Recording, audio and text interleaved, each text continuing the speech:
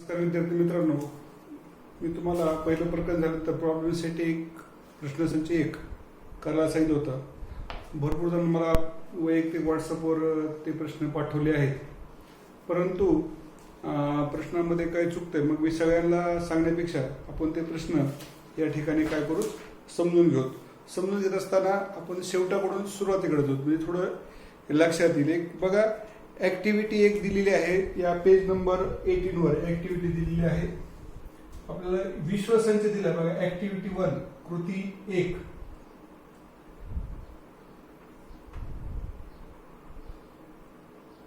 विश्वसंच दिला आपल्याला U 1 3 5 8 9 10 11 12 13 15 ए दिलाय 1 11 13. त्यानंतर बी दिलेला आहे 8 5 10 11 15. आपल्याला पहिल्यांदा बघा नंबर 1 काढायचं ए डॅश. तुम्हाला सांगितलं की ए डॅश काढत असताना थोडक्यामध्ये यू मधून ए वजा करायचंय. यू मधून काय करायचंय? ए वजा करायचं. यू काय आहे? 1 3 5 8 9 10 11 12 13 15 हे ढोबळ मानून सांगितलं बरं तुम्हाला. हा काय एक लक्षात ठेवण्याची क्लुप्ती सांगितली. 1 11 13 वजा करा. काय 1 11 13 वजा केल्यानंतर 3 5 8 9 10 12 आणि 15. बिडेश काय येणार आहे? बिडेश म्हणजे काय करावं लागेल? मग तुला यू मधून बी वजा करावं लागेल. यू मधून बी वजा केल्यानंतर काय येणार आहे बघा.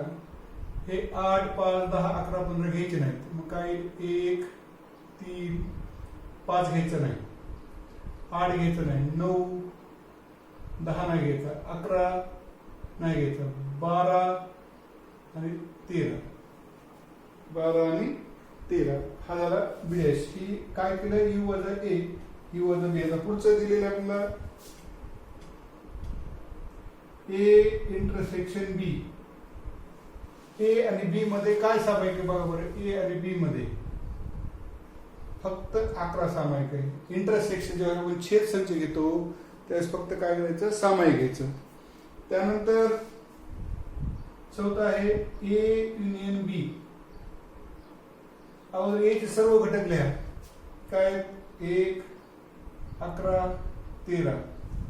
बी चे सर्व घटक लिहा. 8 5 10 11 15. परंतु जे घटक डबल आले ते घेऊ नका. घटक डबल कुठला आला? 11. 1 11 13 8 5 10 15. तर हा झाला बघा. डायरेक्ट एखाद्याला समजलं तर असं सुद्धा तो लिहू शकतो. मी फक्त समजण्यासाठी एक स्टेप काय केलेली आहे? जास्त केलेली आहे. हा झाला ए युनियन बी. आता आपल्याला पुढचं बघायचं बघा. चौथा भाग आहे मधला. चौथं झालं तर पाचवं बघायचं.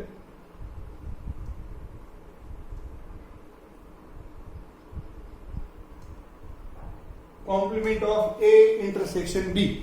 Complement of A intersection B. काय करायचंय? ए इंटरसेक्शन बी चा पूरक संच काढायचा. मग कसं करावं लागलं आपल्याला? हे सुद्धा थोडक्यामध्ये हा नियम यू मायनस ए इंटरसेक्शन बी. आता बघा ए इंटरसेक्शन बी तुमच्या समोर आले. ए इंटरसेक्शन ए चे संच बी किती? 11 आहे. यू मधून वजा करायचं. यू कुठला आपला? 1 3 5. 1 3 5 8 9 10 11 नाही घ्यायचं, 12 13 आणि 15.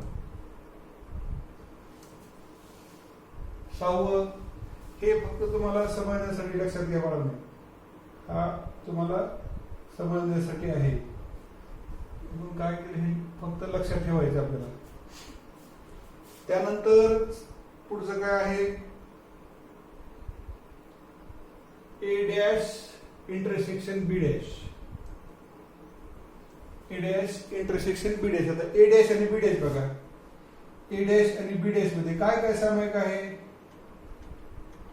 3 पुन्हा 9 पुन्हा 12 काय आलं त्या दोघांमध्ये इंटरसेक्शन म्हणजे दोघांमध्ये काय सामायिक आहे 3 9 12.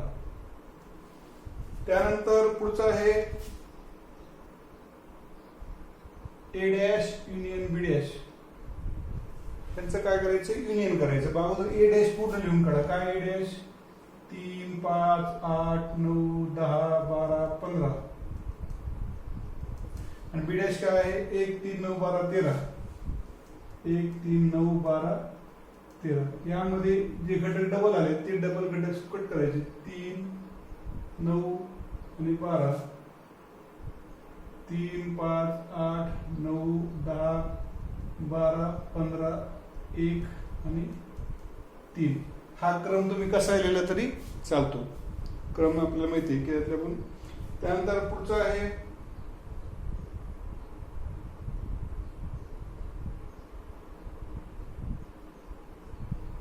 ए युनियन बी चा कॉम्प्लिमेंट. मग काय करावं लागेल आपल्याला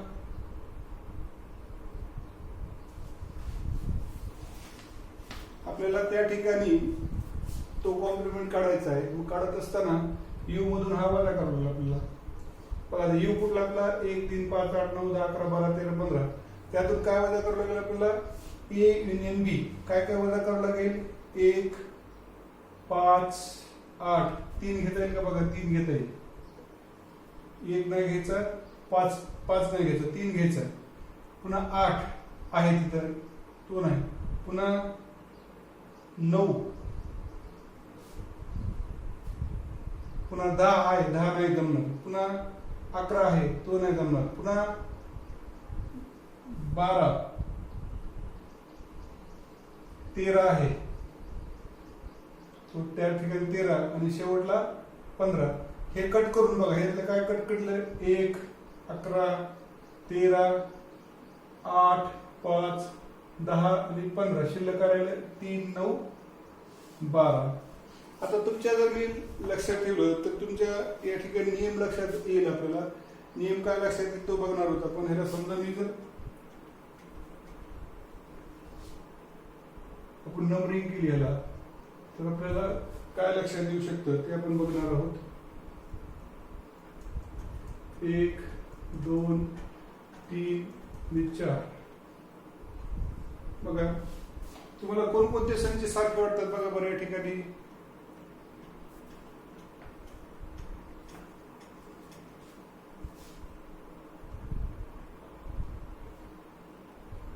कोणकोणते संच बघा. तुम्ही जर 1 व 3 वर बघितलं from 1 and 2. From 1 and 3 sorry 1 and 2 नाही 1 and 3. 1 आणि 3 कडे थोडं काळजीपूर्वक बघा. इथं बघा काय काय असं आहे या ठिकाणी ते आपल्याला लक्षात यायला पाहिजे. 15 1 आणि 13 बघा 1 आहे 3 आहे 5 आहे 8 आहे 9 आहे 10 आहे 12 आहे 13 आहे 15 आहे. तेच घटक फक्त क्रम बदलला सिक्वेन्स बदलला आहे. त्यामुळे आपल्याला असं लक्षात येईल की ए इंटरसेक्शन बी चा जो कॉम्प्लिमेंट आहे तो कशावर येईल A dash union B dash. ही एक आपली आयडेंटिटी तयार झाली नित्य समानता. त्यानंतर 2 व 4 वरून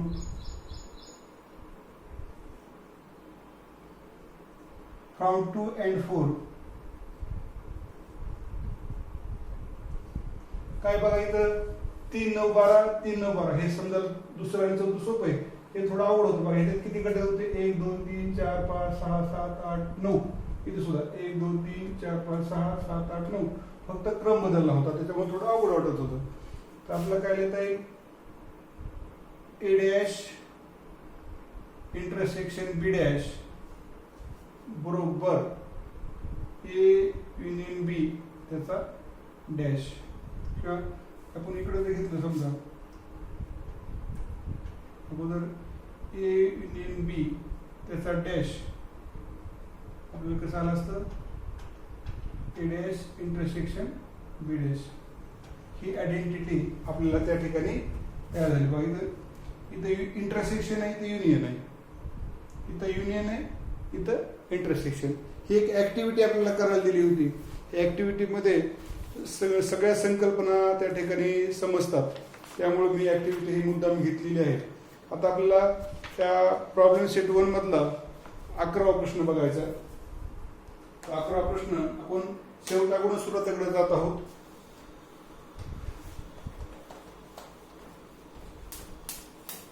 प्रॉब्लेम सेट 1 क्वेश्चन नंबर 11.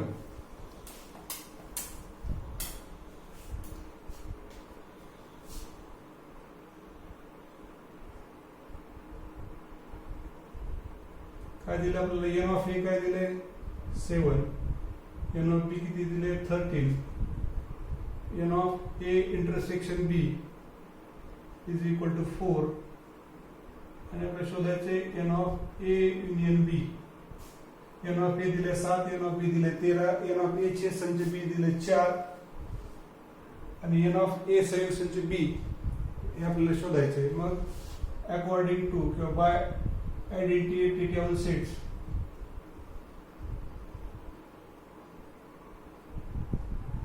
हे वाक्य लिहिलं तर चांगलं, नाही लिहिलं तर काही एवढं फरक पडणार नाही. संचावरील नित्य समानतेनुसार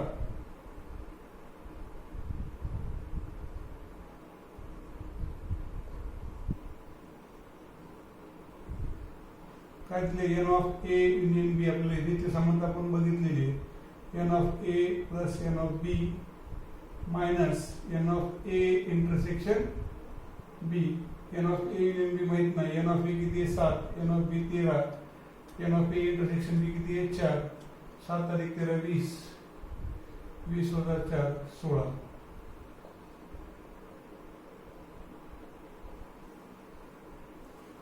किती आलं? 16. 10वा प्रश्न. प्रश्न फक्त तुम्हाला समजण्यासाठी लिहिले त्या ठिकाणी. डबल याची गरज नाही तो प्रश्न.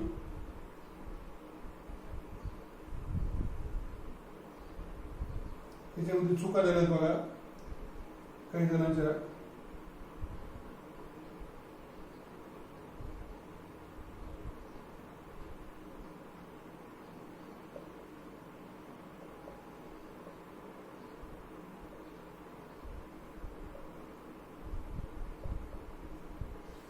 Observe the Venn diagram. या आकृतीचं निरीक्षण करा. Write the given sets U A B, A union B आणि ए इंटरसेक्शन बी. अगोदर यू काढतो आपण. यू म्हणजे सर्व घ्यायचं आपल्याला, सर्व टोटल एक मधले गृहीत धरायचे. बघा आपण सुरुवात केली 1 2 3 1 2 3 4 5 6 एक पूर्ण नाही 7 8 9 10 11 आणि 13. 1 2 3 4 5 6 नाही. तुम्ही जर हा क्रम मी असा घ्यावा असंच काही मान नाही. तुम्ही अगोदर 2 3 1 5 7 पुन्हा 10 8 9 आणि 11 13 4 असं जरी लिहिलं असतं तरी ते काही फरक पडला नसता. परंतु एक सिक्वेन्स आपल्या लक्षात राहावी. 1 2 3 4 5 संख्या छोट्या होत्या, लक्षात ठेवायला काय आपल्याला अडचण नाही. त्यामुळे आपण काय केलं, अशा पद्धतीने याची काय केली, मांडणी केली. नंबर 2 ए आहे. ए घेत असताना बघा ए साठीचा जो हा लंबगोल आहे तो घ्यायचा आपल्याला. तो कुठला घ्यायचा, 2 3 7 1 5. मग 12 कडे अगोदर काय सॉरी अंकाचा क्रम 1 2 3 5 7. बी घेत असताना अगोदर बघा 1 5 8 9 10. कोणाबरोबर येते 1 5 8 9 10. आपल्याला उजवीकडचा लंबगोल त्या ठिकाणी घ्यायचा आहे. कितपर्यंत बरोबर आले, चूक कुठे झाली बघा आपल्याला. चूक लक्षात ते सांगायचे मला. तिसरं झालं, आता दुसरं झालं, तिसरं झालं, आता चौथं काय झालंय, ए युनियन बी. अगोदर ए चे सर्व संच लिहायचे. ए चे सर्व संच कुठले, 1 2 3 5 7. 1 2 3 5 7. बी चे सगळे लिहून काढा. 1 5 8 9 10. 1 5 8 9 10. कोणते डबल आले तर 1 आणि 5 ते घ्यायचे नाही. त्याच्यामुळं हा 1 2 3 5 7 8 9 10 हा झाला ए युनियन बी. पाचवा ए इंटरसेक्शन बी. लक्षात ठेवायचं उलटा येऊ इंटरसेक्शन आलं दोघांमध्ये काय सामायिक आहे तर फक्त 1 आणि 5. तुम्हाला इथं सुद्धा लक्षात येईल की सामायिक दोघांमध्ये काय आहे 1 आणि 5. या ठिकाणी आपण का कट केलं तर आपण माहिती की यादी पद्धती घटक डबल यायचे नाही. तर हे भरपूर जण चुकले बघा, ते चुकायला नाही पाहिजे. त्यानंतर 9वा प्रश्न, if m is an any set then write m union phi dash and m intersection phi dash. बघा आपल्याला काय दिले, तुम्हाला उदाहरण असे समजून सांगतो म्हणजे तुमच्या थोडं जास्त लक्षात येईल. लेट m कुठल्या संच घटक 1 2 3 कोणत्या, या ठिकाणी फक्त स्पष्टीकरणासाठी आपल्याला फक्त उत्तर अपेक्षित, परंतु तुम्हाला मी स्पष्टीकरण 1 2 3 घ्या, 7 8 9 10 घ्या, ABCD घ्या, ए या ओ यू घ्या, कुठलाही घ्या. आणि हा फाय यामध्ये तर काहीच नाही. मग पहिलं काय दिलंय m union five. m union five अगोदर m चे घटक लिहा 1 2 3.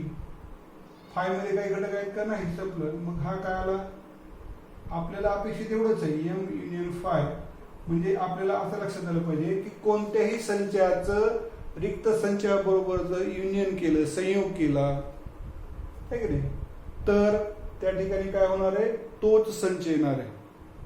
तोच काय येणार आहे, संच येणार आहे. m च्या ठिकाणी ए येऊ द्या, ए आला तर इथं ए लिहायचं, बी आला तर इथं बी लिहायचं, सी आला तर इथं सी. आणि दुसरं आहे m इंटरसेक्शन फाय. मला सांगा ह्या m आणि फाय मध्ये काहीतरी सारखं दिसतंय का, नाही, काहीच नाही. म्हणजे आपल्या लक्षात पाहिजे की ह्याचा जो छेद संच आहे, कुठल्याही संचाचा रिक्त संचाबरोबरचा छेद संच हा रिक्तच असतो. कुठल्याही संचाचा छेद संचाबरोबरचा जो रिक्त संचाबरोबरचा छेद संच हा कसा असतो, रिक्तच असतो. तर त्या ठिकाणी आपल्याला ती गोष्ट लक्षात आली पाहिजे. m इंटरसेक्शन फाय बरोबर फाय. तर हे आपण जर बघितलं तर m च्या ठिकाणी इथं बी येऊ द्या, इथं फायच येणार आहे, सी येऊ द्या, इथं फायच येणार आहे. हे तुम्हाला एक उदाहरण मी m एक संच घेऊन दाखवला. m च्या ठिकाणी कोणताही संच घेऊन घेतला, हे फक्त तुम्हाला पडताळा घेऊन आपल्या परीक्षेत फक्त हे अपेक्षित आहे, परंतु हे तुम्हाला मी सांगितलं असतं तर समजलं नसतं. ते उदाहरण घेऊन तुम्हाला त्या ठिकाणी काय केलेलं आहे समजून सांगितलं आहे. त्यानंतर 8वा प्रश्न बघायचा आपल्याला.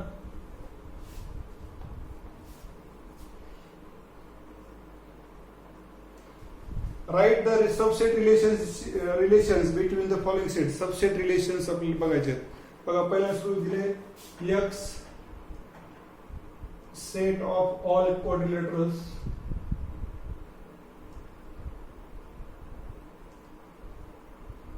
सर्व चौकोनांचा संच.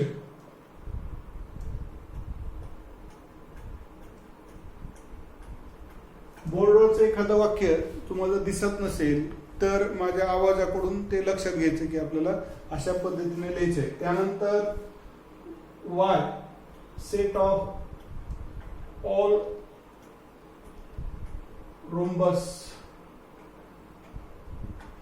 रोम्बसेस सर्व समभुज चौकोनांचा संच.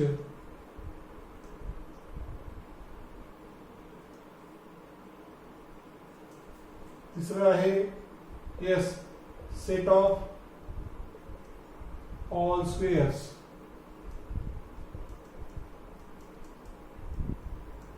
सर्व चौरसांचा संच.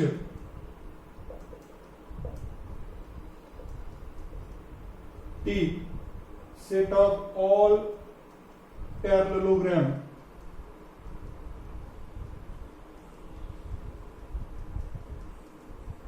सर्व समांतर भुज चौकोनांचा संच.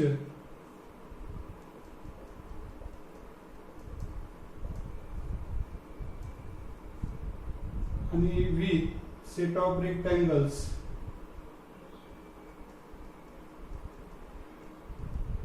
सर्व आयतांचा संच. आयताला दुसरं नाव काय आहे, काटकोन चौकोन, काटकोन चौकोन आयताचं दुसरं नाव. तर बघा या ठिकाणी हे प्रश्न मी मुद्दाम लिहिला, तुम्हाला लक्षात दिलं पाहिजे. आपल्याला माहिती की क्वाड्रिलॅटरल अशी बंदिस्त आकृती, त्याची व्याख्या आपल्याला पुस्तकामध्ये आहे. बंदिस्त आकृती दिसती, बंदिस्त आकृती नाही 4 बिंदूनं, तर त्यातला एक बिंदू कशा पद्धतीची व्याख्या डिटेल्समध्ये आहे, आपल्याला त्याच्यात नाही बघायचं. फक्त 8वी पर्यंतचा अभ्यास गृहीत धरून की चौकोनाचे प्रकार आहेत, चौकोनाचे प्रकार. मग सगळ्यात मोठा संच यक्ष संच.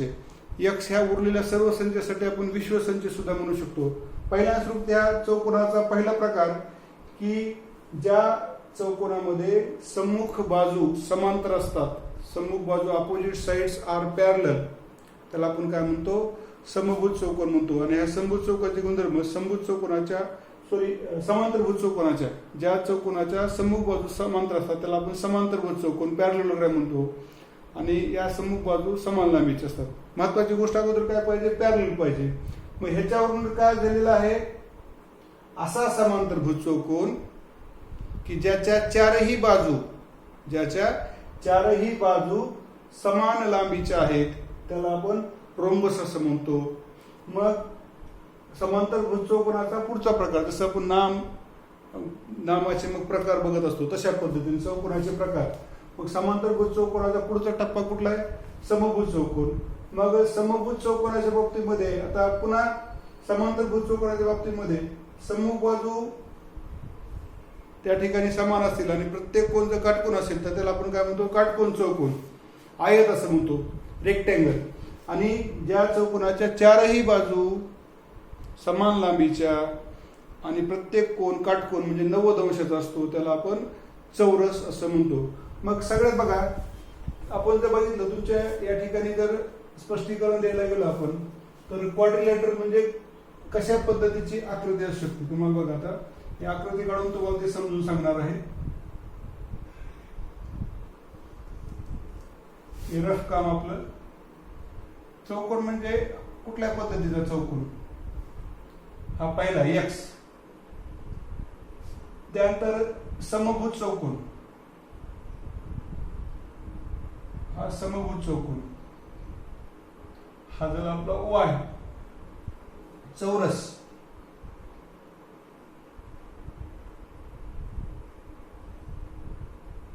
प्रत्येक बाजू सारखी आणि प्रत्येक कोण 90 अंशाचा, हा चौरस झाला. त्यानंतर समांतरभुज चौकोन,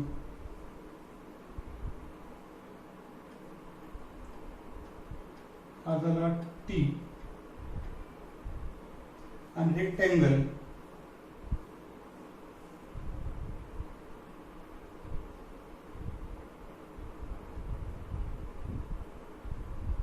हा झाला व्ही. आता आपल्याला लक्षात आलं की प्रत्येक जण या ठिकाणी चौकोनाचे प्रकार, त्याच्यामुळे आपण प्रत्यय असू शकतो. वाय हा, ह्याचे आपल्याला बघायचं आहे, वाय हा एक चा उपसंच आहे. दुसरं एस हा एक्सचा सबसेट आहे. तिसरं टी हा एक्सचा सबसेट आहे. चौथं व्ही हा एक्सचा सबसेट आहे. कारण हे सगळे चौकोनाचे प्रकार आहेत. यांच्यासाठी चौकोन हा विश्वसंच होईल. आता आपल्याकडे बघायचंय, मग हा समभुज चौकोन लक्षात ठेवायचंय. ह्या चौरसामध्ये स्क्वेअरमध्ये ह्याचे गुणधर्म आले, ह्याचे गुणधर्म आले आणि ह्याचे सुद्धा गुणधर्म आले की प्रत्येक कोण काटकोन आहे, समूह बाजू समान लांबीच्या, म्हणजे ह्या सगळ्यासाठी चौरस. मग हे चौरसाचे हे काय असतील, उपसंच असतील. कोण कोण उपसंच असतील, वाय हा एस चा उपसंच आहे. त्यानंतर टी हा सुद्धा एस चा उपसंच आहे. टी हा एस चा उपसंच आहे. त्यानंतर अजून काय घेता येईल आपल्याला, आणि व्ही हा एस चा उपसंच आहे. कारण आयत हा सुद्धा म्हणजे आयत हा गुणाचा उपसंच असला पाहिजे चौरसाचा, कारण आयतातले सर्व गुणधर्म आपण त्या ठिकाणी चौरसामध्ये आपल्याला ते दिसून येतात. आयतामध्ये काय की प्रत्येक कोण काटकोन आणि समूह बाजू समान लांबी, या ठिकाणी तर सगळ्याच बाजू समान लांबीच्या आहेत. तर अशा पद्धतीनं आपल्याला ते गुणधर्म त्या ठिकाणी आपल्याला काय करता येईल, तो गुणधर्म किंवा त्यामधलं सबसेट रिलेशनशिप आपल्याला त्या ठिकाणी दाखवता येईल. तर हा प्रश्न मला वाटतं अजून ह्याच्यामध्ये एक दोन उत्तरं तुम्ही जर बघितले तर उत्तराच्या शेवटी आपण बघितलं तर काय काय असू शकतं मी तर सांगितलेलं आहे तुम्हाला. तरी शेवटचा जो प्रश्न आहे यामध्ये प्रॉब्लेम सेट 1 हा प्रश्न आहे 8व्यामध्ये बघा दिले त्यांनी S is subset of X आपण दाखवले, S is subset of X, V subset of X, S is subset of पुन्हा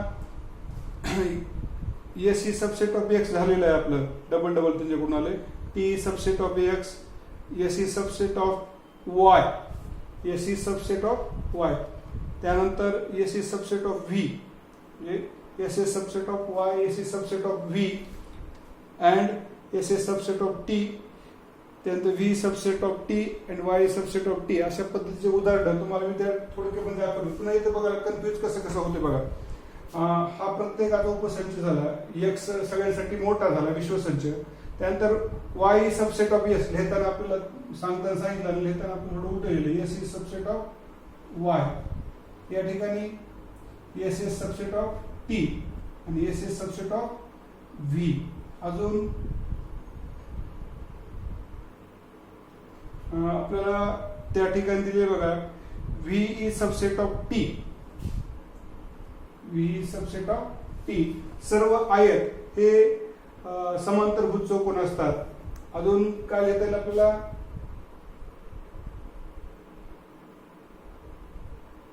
S is subset of T आणि शेवटी Y is subset of T. म्हणजे वाय काय सर्व समभुज चौकोन हे समांतरभुज चौकोन असतात. सर्व आयत सर्व चौरस हे संपूर्ण त्या ठिकाणी समभुज चौकोन असतात, समांतरभुज चौकोन असतात. हे पुढच्या पुढच्या प्रकरणामध्ये आपल्याला डिटेल्समध्ये त्याचं आपल्याला समजून घ्यायचंय. 8वी मधल्या ज्या संकल्पना त्या संकल्पनेवर आधारित आपण सांगितलेलं आहे. या ठिकाणी ह्याचा संदर्भ तुम्हाला मी इथं समजून सांगितलं, इथं उदाहरणं सुद्धा तुम्हाला आकृत्या सुद्धा समजून सांगितल्यात आणि 8वीच्या नॉलेजवर हा प्रश्न मला वाटतं या ठिकाणी आपण तो तुम्हाला समजून सांगितलाय. जरी काही अडचण असेल तरी आपण नंतर सुद्धा त्याच्यावर काय करू शकतो, डिस्कस करू शकतो. कारण एखादा प्रश्न नाही समजला, जोपर्यंत तुम्हाला समजत नाही, जोपर्यंत तुमचं समाधान होत नाही तोपर्यंत तो प्रश्न आपण काय करणार आहे, पुन्हा पुन्हा बघणार आहोत. आता हा झाला 8वा प्रश्न. आता प्रश्न बघायचा आपल्याला 7वा.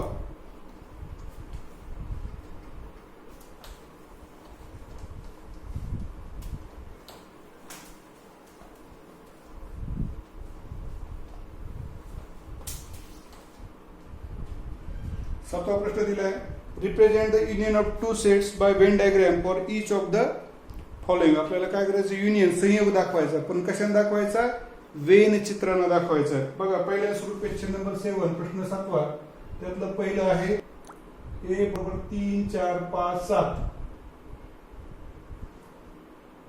आणि बी आहे 1 4 8. अगोदर आपल्याला ए युनियन बी घ्यायचंय. तर ए युनियन बी घेत असताना काय घ्यायचं, काय सामायिक अगोदर ए चे घटक लिहायचे सगळे 3 4 5 7, त्यानंतर बी चे घटक लिहायचे 1 4 8. कुठला घटक सारखा आला, डबल 4, त्यामुळे 3 4 5 7 1 आणि 8 हा झाला ए युनियन बी. आता दोघांमध्ये सामायिक आहे त्यामुळे आपल्याला काय करावं लागेल, हा एक संच आणि हा संच ए आणि बी. काय सामायिक आहे दोघांमध्ये बघितलं आपण फक्त काय सामायिक आहे, 4 सामायिक आहे. त्यामुळे इथे 4 घ्यायचं. ए चे घटक किती, इथं 3, 4 इथे घेतलाय 5 आणि 7. बी चे घटक आहेत 1 4 8, 4 इथे घेतलाय 1 8. हा सगळा संच आपण हा रेषा घेतल्यानंतर हा सगळा संच हा काय होईल, ए युनियन बी. आणि ए इंटरसेक्शन बी काय आला असतं, फक्त हा मधला भाग आला असता 4 घेतलेला. पूर्ण रेषा आपण तुम्हाला काढल्या, ह्याच्यावर आपण डिझाईन रेषा काढल्या तर तो आपल्याला ए युनियन बी होईल. दुसरा आहे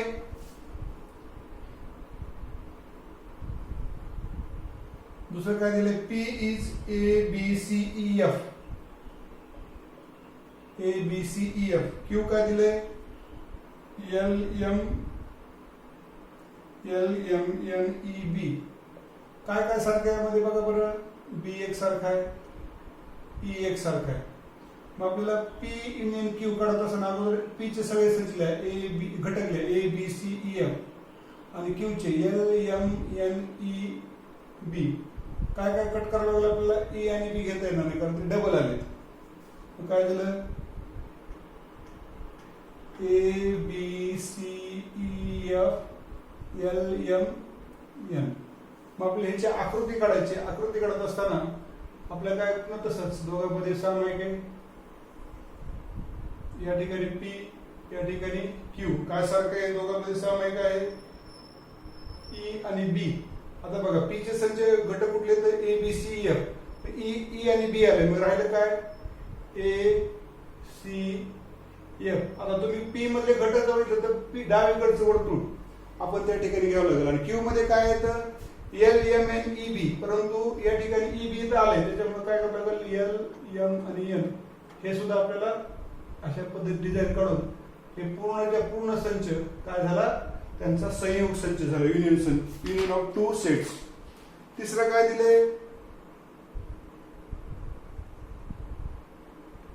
x is the set of all x is the set of all x such that x is a prime number between 18 and 100. x is a prime number between 18 and 100.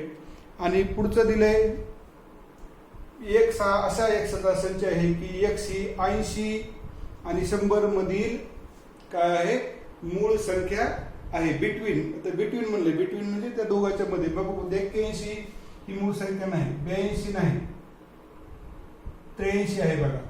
83 कोणत्या संख्येची पडत नाही, 84 नाही, 85 नाही, 86 नाही, 87 नाही, 88 नाही, 89,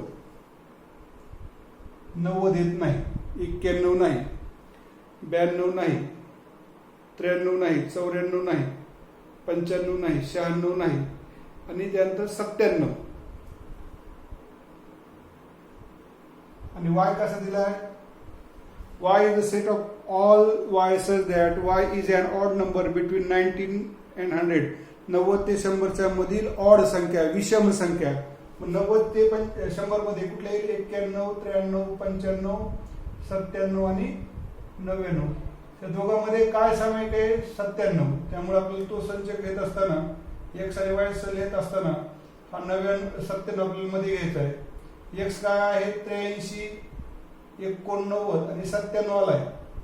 आणि या ठिकाणी 91, 93, 95, 97 घेतलेला आहे. हा 99 हा झाला वाय संच. तर अशा पद्धतीनं आपण कितीपर्यंत ऍक्टिव्हिटी बघितली, 11वा, 10वा, 9वा, 8वा आणि 7वा प्रश्न आपण काय केलेला आहे, बघितलेला आहे. आता अजून तुम्हाला कालच्या पेक्षा तुमच्या ज्या चुका झाल्या त्या चुका तुम्हाला समजल्यात. अजून मला काय करायचंय, लवकरात लवकर तुम्ही जितक्या लवकर मला उदाहरणं सोडून पाठवताल, मला तुम्हाला समजतंय का नाही हे ज्यावेळेस लक्षात येईल त्यावेळेस मी काय करणार आहे, पुढचं तुम्हाला ते समजलंय का नाही या अनुषंगानं आपण तुम्हाला काय करणार आहे, शिकवणार आहे.